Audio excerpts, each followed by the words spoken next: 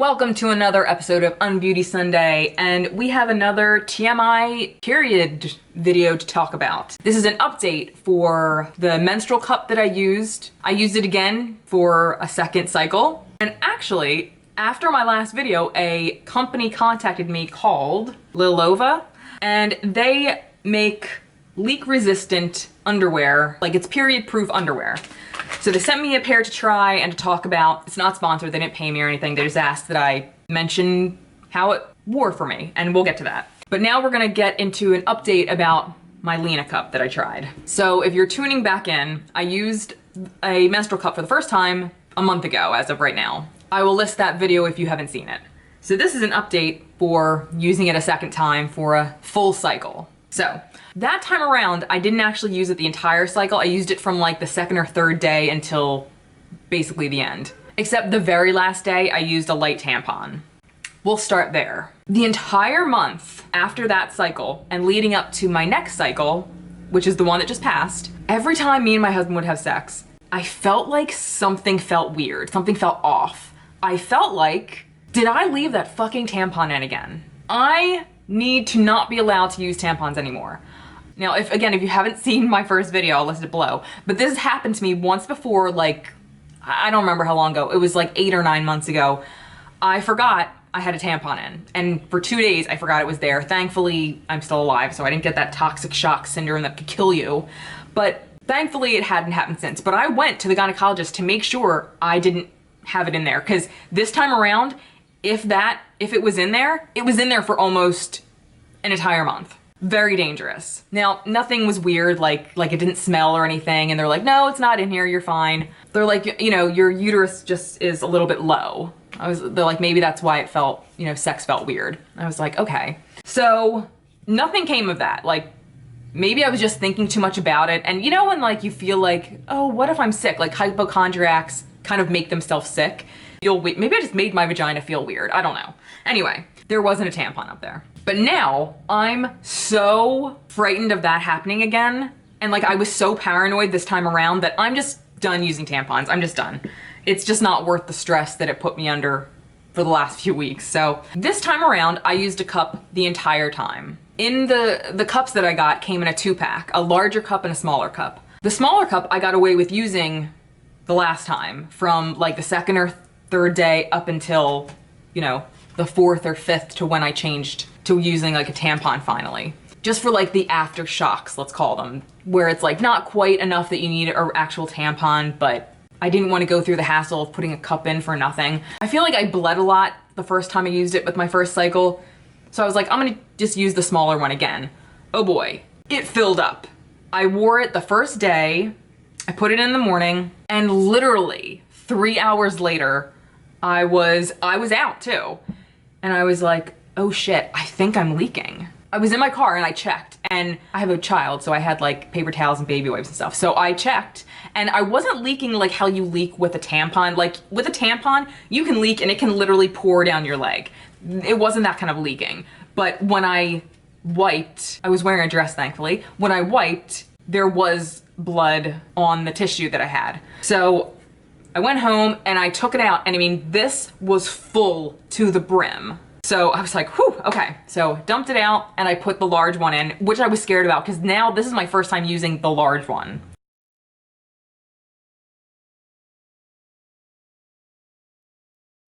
And it was fine.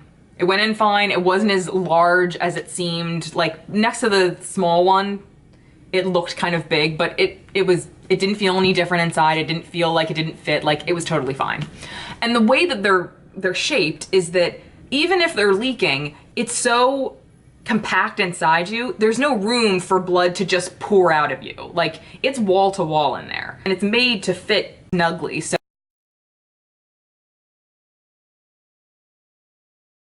even if you're leaking, you're not actually like pouring leaking. So unless you put it in wrong, in which case, like for me, sometimes when I put it in, it's still suctioned closed, so I have to kind of turn it a little bit so it opens and it's suctioned opened and not closed, if that makes sense. I don't know if I'm explaining it well, but I don't know how else to explain it. As long as it's opened and suction inside you, it can't actually leak and flow out of you. It's in, I don't have another leaking episode again or an overflowing episode again. Next is the smell. In the directions, I didn't take these seriously. In the directions, it says to rinse after every time you dump it out, it says to rinse with cold water. It'll prevent staining. It didn't, now that I think of it, I don't remember if it said anything about like it possibly retaining a smell if you don't rinse it this way. You know, it said use a light soap or a gentle soap and rinse with cold water to avoid staining. I rinsed every time I would take it out, dump it, and then put it back in, I would rinse with like steaming hot, as hot as I could handle water, because I thought it was killing germs that way. It smelled like sulfur. And at one point I was taking it out and what is that smell? And like I'm looking around my bathroom as if some smell is going to jump out at me. And then finally I sniffed the cup after I dumped it and rinsed it. It was the fucking cup. So I looked up on Google, like if this is like a weird thing, like should I go to the gynecologist to check to see if I have an infection? Since I was just there to check to see if a fucking tampon was stuck inside my vagina, I knew it wasn't me. So after smelling this fucking cup, I knew it was the fucking cup. Well, I saw on there that this is a very common thing if you don't rinse it with cold water and follow the directions correctly. So, and it said, you know, if you let it air dry in the sun, that helps, you know, make the smell go away. And I ended up reboiling both of them in like a pot of water, how it tells you to do every once in a while to like kill bacteria and stuff. So I did that, and then I kind of soaped it with just like a gentle baby soap, and the smell was just gone after that, and it hasn't been back since. And then after that, I started just rinsing it with cold water and just leaving it to sit out to air dry in, like I would switch back and forth between the big and small one just to give each one a chance to air out and kind of dry in the sun, just so the smell wouldn't like be permeated into the silicone. Oh my God.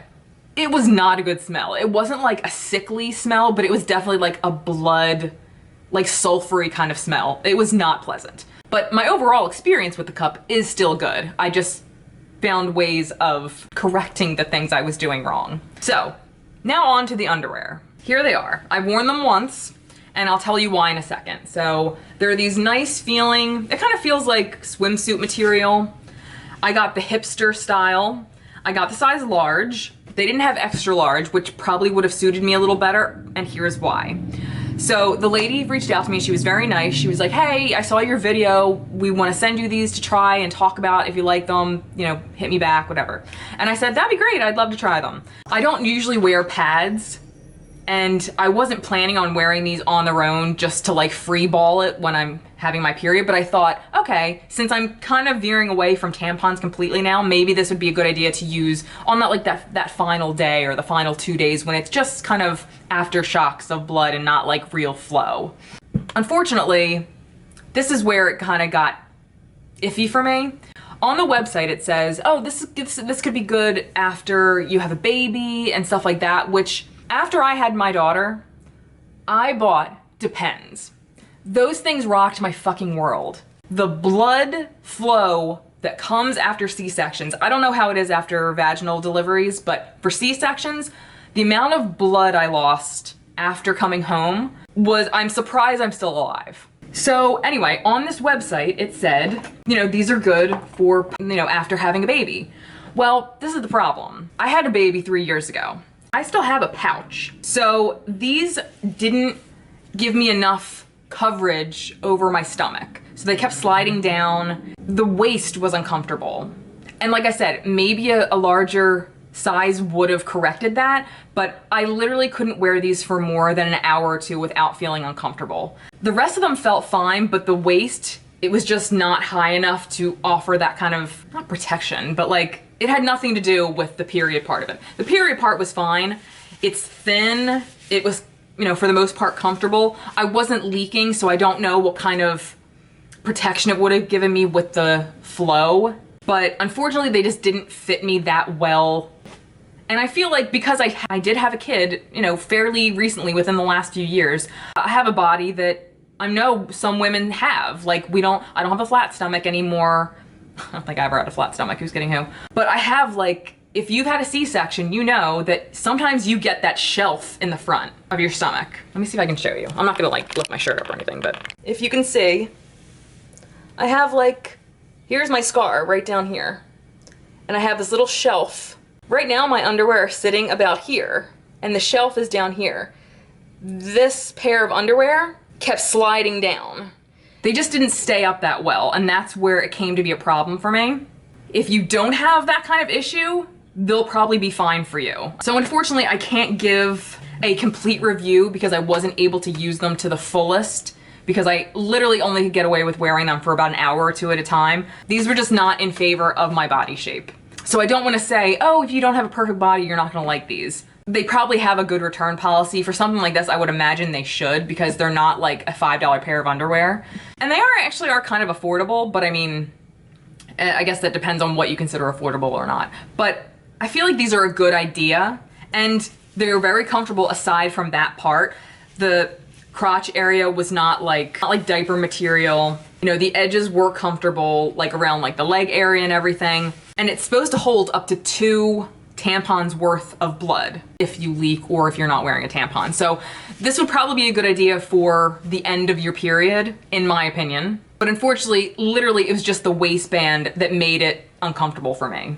So sadly, I didn't get the full effect of these, but it was really nice of them to send them to me. So thank you if you're watching. And let me know if you've tried actual like period proof underwear, what you guys thought of them yourself. I'll leave the link for these below. Like I said, they weren't bad, but unfortunately with my stomach, the way it's not flat, they just didn't work the best for me. But the way they're important, which is to catch any blood that might be leaking, that wasn't the issue. So that was it for my update, and I'm not gonna even call this a review for these underwear because I couldn't use them enough to review them. So yeah, that was it. Thank you guys so much for watching, and until next time, I'll see you guys later. Bye.